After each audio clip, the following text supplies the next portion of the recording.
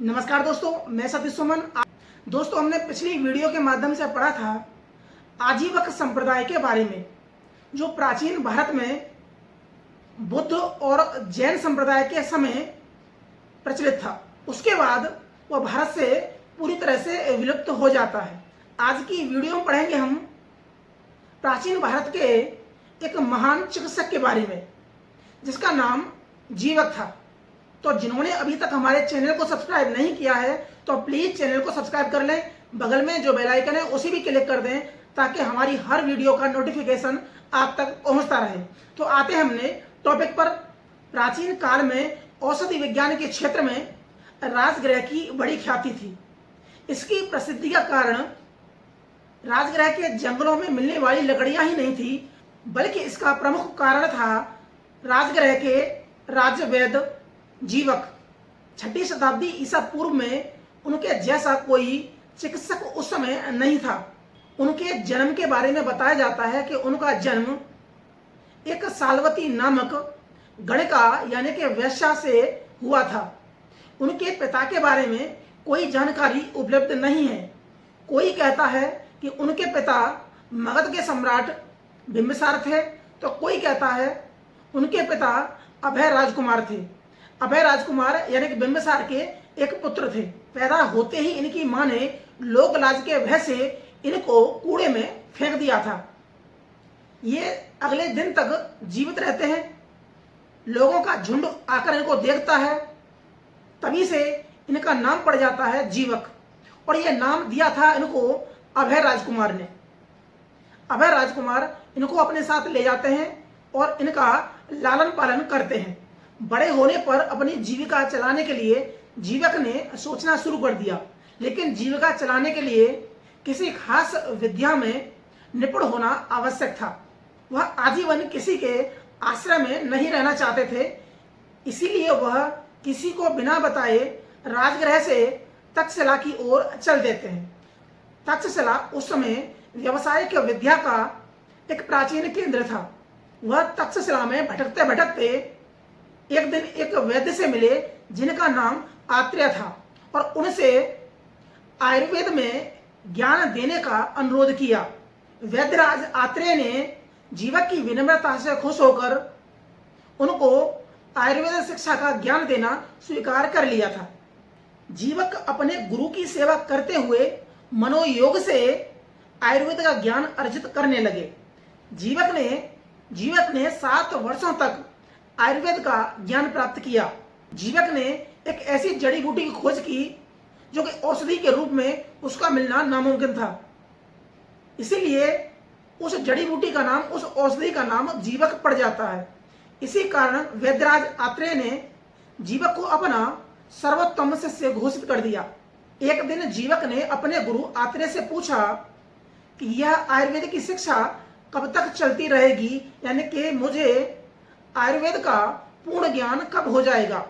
तो आत्रेय ने जीवक के हाथ में खुरपी थमाते हुए कहा कि जाओ जंगल में ऐसी जड़ी बूटी खोजकर लाओ जो किसी रोग के काम में न आती हो।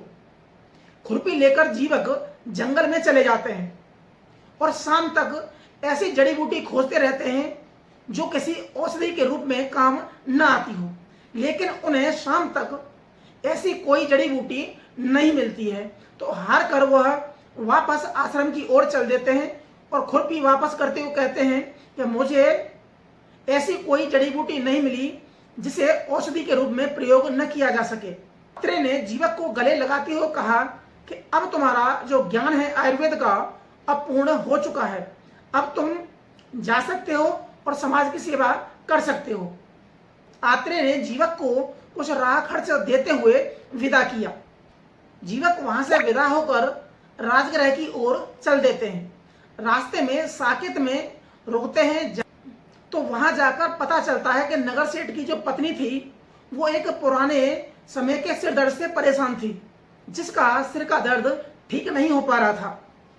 तो जीवक ने निवेदन किया नगर सेठ से कि वह उनकी पत्नी का इलाज करना चाहता है। कुछ मना करने के बाद वह नगर सेठ इस बात के लिए मान जाता है कि जीवक उनकी पत्नी का इलाज करे।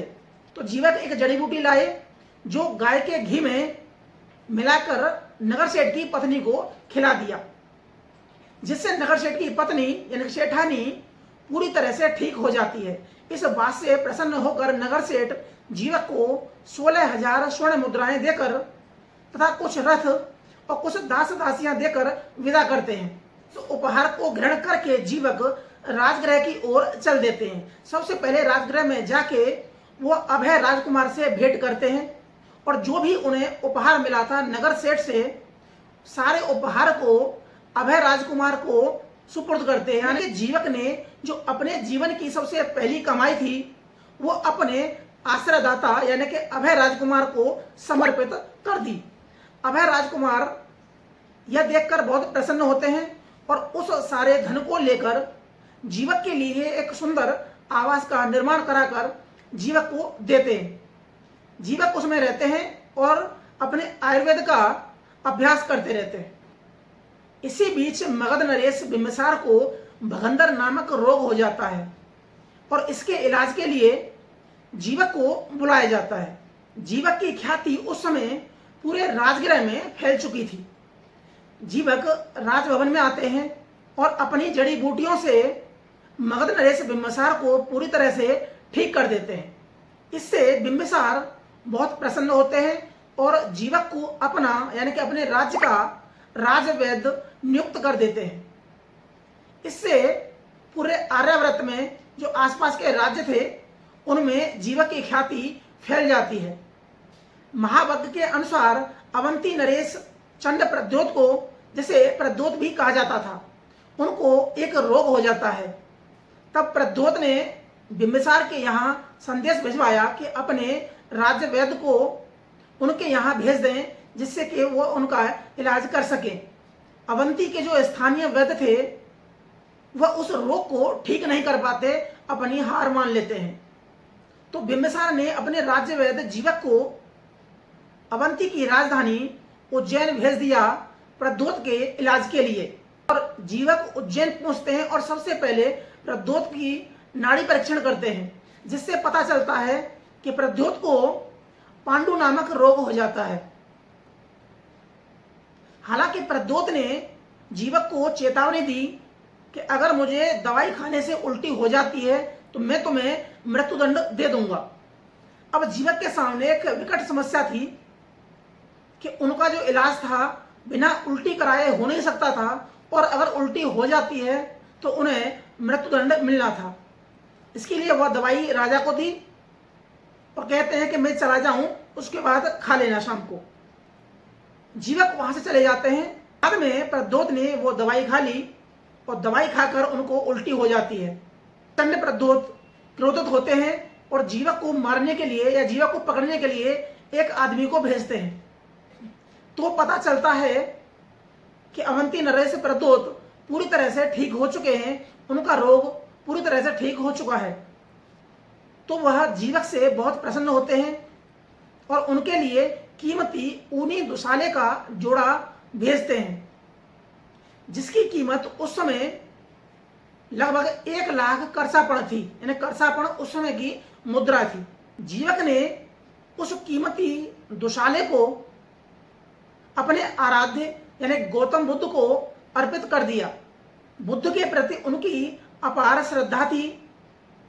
राजगृह में जब भी बुद्ध अस्वस्थ होते तो जीवक ही उनकी चिकित्सा के लिए आते। राजगृह के बौद्ध भिक्षु भी अस्वस्थ होने पर जीवक से ही इलाज करवाते, क्योंकि राजा बिंबिसार ने बुद्ध और संघ के भिक्षुओं की चिकित्सा का दायित्व जीवक को सौंप दिया था।